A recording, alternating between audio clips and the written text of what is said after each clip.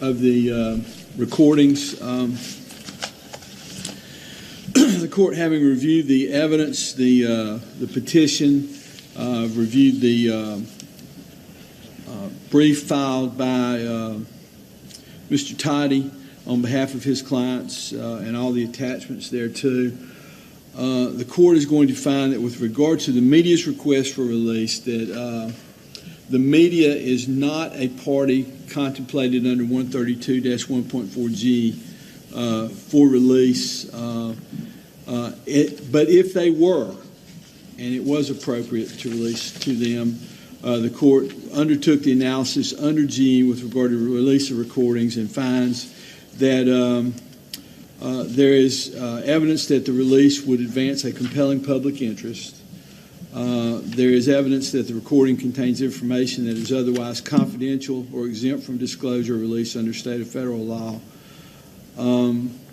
The court finds that the petitioner is not a person requesting or seeking to obtain evidence to determine legal issues in a current or potential court proceeding. The court finds, number 4, that it would reveal information regarding a person that is of a highly sensitive and personal nature. Number 5, that the release may harm the reputation or jeopardize the safety of a person. Number 6, that the release would create a serious threat to the fair, impartial, and orderly administration of justice. And number 7, that confidentiality is necessary at this point to protect an active internal and criminal investigation or potential internal and criminal investigation. The court therefore finds that that good cause does not exist for granting the petition of the media petitioners, and therefore that petition is respectfully denied by the court. And that was that. This was the North Carolina hearing, Elizabeth City, North Carolina, on the shooting of Andrew Brown Jr. They were trying to get access to the body cam footage and apparently to the dashboard video. As you heard, the judge basically said the media didn't have standing to make that request. And let's see, just to be specific on what we're talking about. Day after Chauvin trial. Day after the Chauvin trial. And I think over the course of that trial, you had cops killing, it was like 5 big name killings or 4 big name killings over the course of that time. Some they were more guilty for than others, but nevertheless, cop killings nonetheless. And this was the one that basically took place after. Deputies at the Pasquotank County Sheriff's Office fired several times at Andrew Brown Jr. after arriving to his house on April 21st to serve drug warrants, according to someone who's familiar with the case. I got to be honest, I don't care what they were there for. I care that the person is dead. And this keeps happening over and over and over again. And this is even after Chauvin. Now, my argument was that Chauvin trial didn't mean anything. That the 1% of cops that get brought up, Chauvin was just part of the 1%. And that the only way you really see if something has changed is not just the number of people who are prosecuted. Because you could have this kind of full prosecutions where they're just prosecuting everybody, these people still being let off. Yes, I guess that's nice. No, that's not necessarily what I'm after. I don't want that to happen, period. Meaning, if accountability means that cops start going to prison for these killings, and it makes them think twice about shooting, hey, maybe I should give this a half of a second instead of a femtosecond before I pull this gun. Maybe that half of a second cuts off 4% of lives. Meaning maybe 5% of people are alive today with that half of second that the cop gives as opposed to the femtosecond that they would typically give under that situation, knowing that 99% of the time they're not going to be charged. The dash cam footage should be automatically released. I firmly believe that stuff should be automatically released to the public. How else do you know what happened? I don't want the cops to be able to seed the public with their narrative of events. This is what we were doing. It was a horrible person. It was a horrible person. And then you show the video after you've, on some level, inoculated the larger public and seeded your story. I don't want that. Show the video. It may exonerate the officers. Show the video. If they're innocent, it will show that they're absolutely and completely innocent. Otherwise, it's going to show that they're guilty. And when you block the video from showing and try to keep the video secret, that's what it tells me. That somebody must be guilty. Somebody must have done something wrong.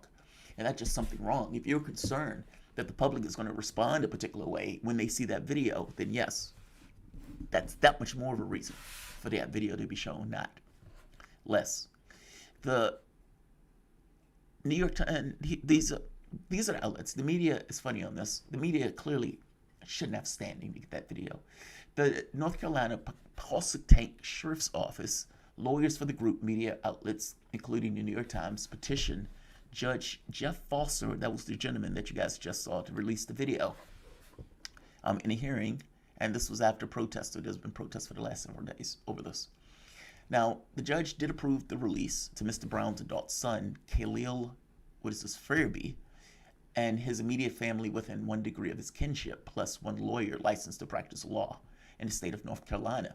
Now, he said the family could receive a redacted version of the video from 5 body cameras and 1 dashboard camera within 10 days. So I guess that's, 6 videos. The local prosecutor, now this is where it gets interesting. So Robert Andrew Womby, Bob said that the body camera footage shows that Mr. Brown he struck deputies with his car while trying to escape, and that deputies did not start firing until this moment. That's what Bob said. Now, Bob is also out here saying that he doesn't want the footage to be released. Not just that if there is an investigation, that he doesn't even want it to be released then. Like, Bob is basically telling the world, this is what happened. I've seen the footage. I've seen the video. Trust me, I'm Bob. I'm the local prosecutor. I'm Bob. The problem here is that if Bob really did believe that, and if Bob really wants the world to see it, then Bob should just show the video.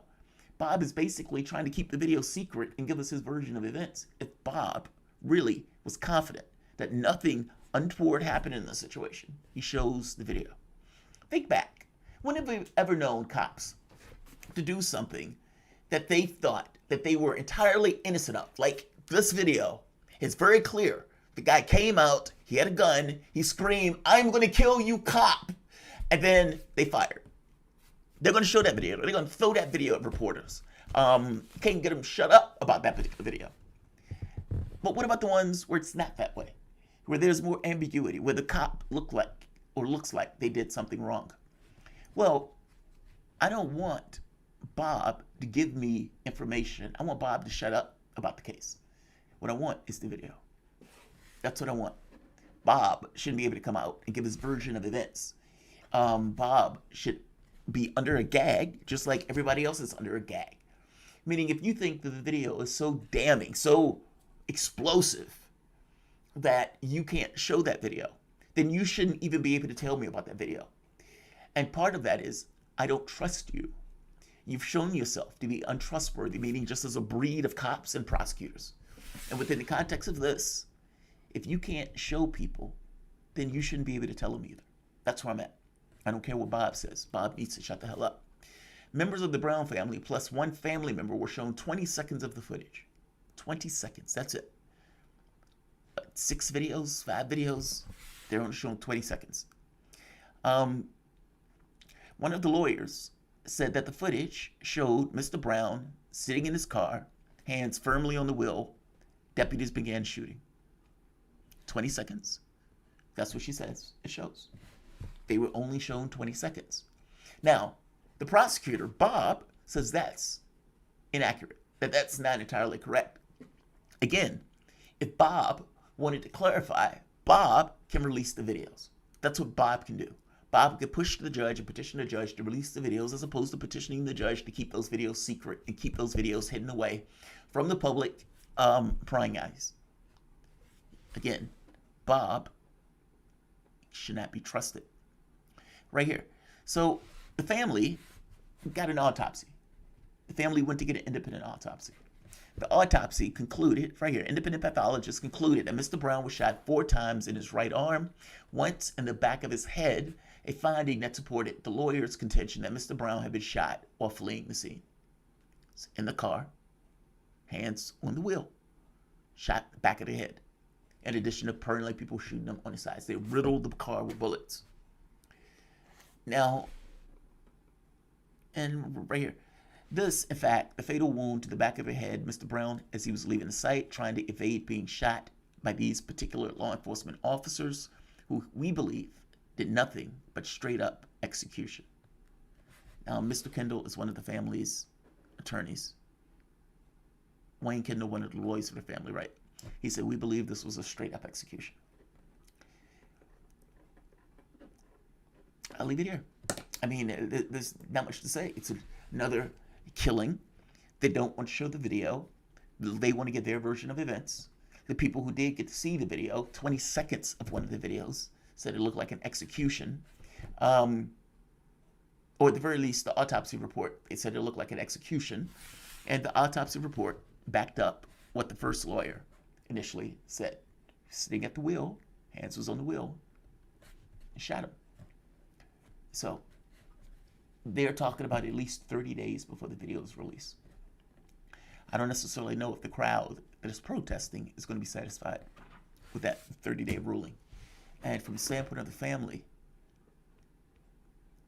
I don't know. You know, I wouldn't want to snuff film, but I mean, at that point, I guess you're trying to figure out what happened. And I suppose this is kind of grim curiosity, even if it's somebody who you love or somebody who's a loved one. Look, I don't care what they were there to do. Don't care. I don't care if that guy wasn't pulling a gun out on them, if that guy wasn't trying to injure, harm, kill, etc., then his life should matter more. We need to see the video. We need to see the footage. The only thing we have at this point is the autopsy report. And we have one of the lawyers basically saying what she saw. He was at the wheel. And one of the other members saying it was an execution. With the prosecution saying, well, he tried to hit them with the car. Release the video. We can see it for ourselves. If you're right, that video will be released. The thing is, under North Carolina law, apparently, or the law of that particular region, you can't release the video without a judge signing off on it. Which, I suppose, is there to protect law enforcement that much more so. Meaning there's another layer in order to protect law enforcement that goes beyond the provisions that they already get in law. So I'll end this here. I just wanted to give an update on what was taking place. Jordan has been following this on status quo. He's actually been doing a pretty damn good job on following this. He's at the scene, if I'm not mistaken, or somebody from there is at the scene. And that's where I think I first saw this, actually, when the trial was going on. So shout out to him. They're doing good work. Like, share, and make sure you are subscribed.